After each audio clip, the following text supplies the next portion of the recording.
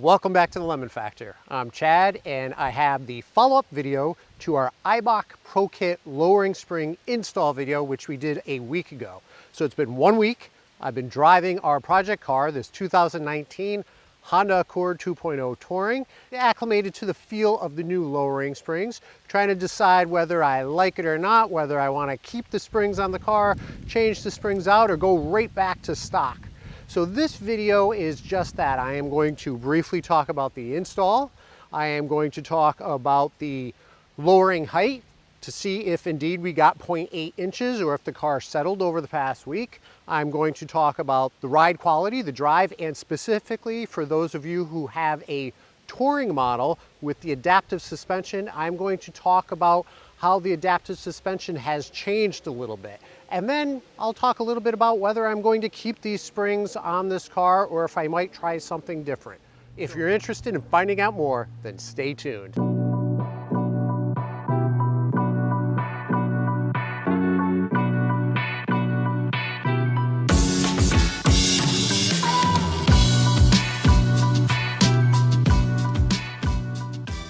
The install itself was pretty straightforward. However, there are several different steps throughout the process that you must follow in order to install these springs correctly.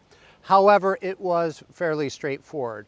Now for me, now having done this once, I would say the install time for being your first time, you should probably allocate about 5 hours, maybe less. If I were to have to do this again, I probably would be able to do this in 3 hours. So that's the front springs and the rear springs. And of course, as anything with working on a car, it's always that one bolt, one nut, one piece that won't come off that seems to set you back. But all in all, the install was quite straightforward and relatively easy. So let's talk about the ride height drop with the Eibach Pro Kit springs. According to Eibach, the springs should drop your ride height by 0.8 inches all around for the 2-liter Accord, 0.6 inches for the 1.5-liter Accord. I took a couple measurements before we installed the springs. I measured from the ground to the bottom of my front lip. I measured from the ground to the bottom of the fender well. I also measured the gap between the top of the wheel and the bottom of the fender well. According to all three of these measurements, both on the driver's side here and on the passenger side, the drop so far after 1 week, and I do believe that lowering springs do settle, so you need to put some mileage on the car and just give it a little bit of time to settle to its final riding height. But after 1 week, what's nice is all of these have the same reduction in ride height, which is 1 inch. So more than the 0.8 inches as identified by Eibach, but nonetheless, I am perfectly fine with that. Now in the rear, the ride drop height in the back is different than in the front. So again, it could be a matter of I just need to give it some time, put some more miles on the car before the springs settle to its final ride height.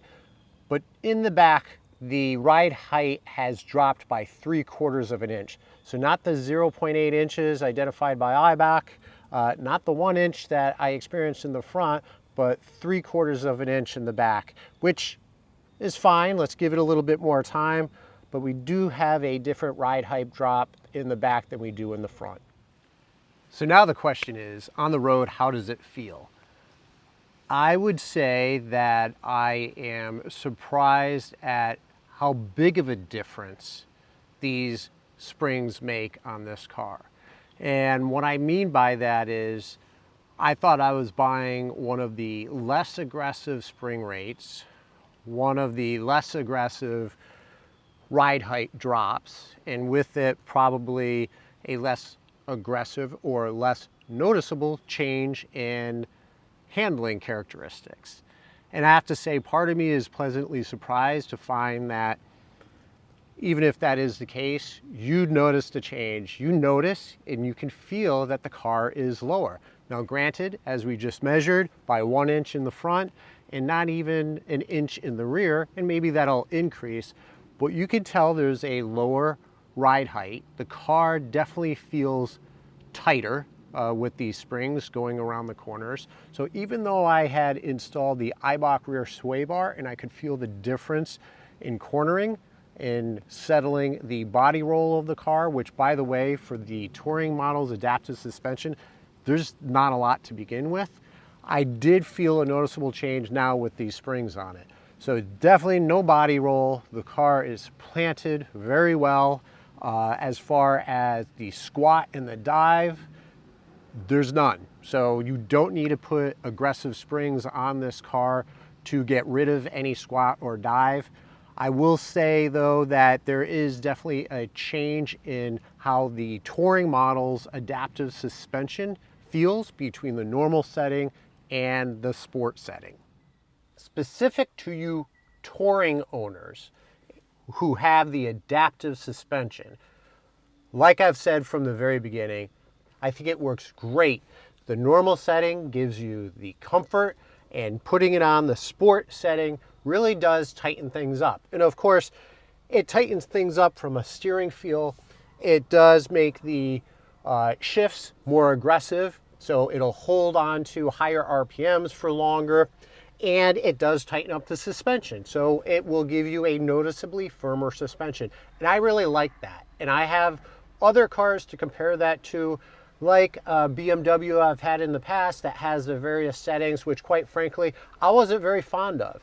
Starting from a viewpoint of, I was very happy with the adaptive suspension in this touring model, and I was very leery of changing out the suspension because I didn't want to screw it up. Now, specific to how it feels when you change the adaptive suspension, I will tell you this, when you put it in sport mode, it actually does feel like the dampeners, the shocks, are set up to work fine with these Eibach Pro Kit springs. So they do feel like they are working well together. It has a nice fun behavior. However, when you have it in the normal setting, not the sport setting, I don't know if I like it. It is akin to when it's in the normal setting, it's still trying to behave like the suspensions in sport. And of course, that's due to us changing out the springs in this car. It feels to me, at least based on 1 week of driving this car, that it's not working very well together, almost as though I'm feeling bumps more so, and it's a little bouncy, just a little bouncy. And again, I'll admit, I'm probably being nitpicky here, a little bouncy in the normal setting. So it's not evening out the bumps as quickly as I would like it to be. And while on one hand, I really do like the suspension feel, the drop, and the ride quality while it's in sport, I kind of wish I still had the normal mode to go back to an everyday touring. Like any suspension changes, after a couple 100 miles and some settling, I am going to get a four-wheel alignment. One thing I'd like to add is I've been doing this for a little over a year now, and I really enjoy making these videos, especially when I get positive comments from viewers and subscribers on how helpful they are. I'm really here to help you decide if doing a modification on your car is right for you. Because I want to make sure that you have a clear understanding of what you're getting yourself into, help out the best I can from a fellow hobbyist perspective, and help answer any questions you might have. So with that said, thank you very much for your support. For those of you who haven't subscribed, please consider subscribing, turn on the notifications, and if you like this video, give me a thumbs up.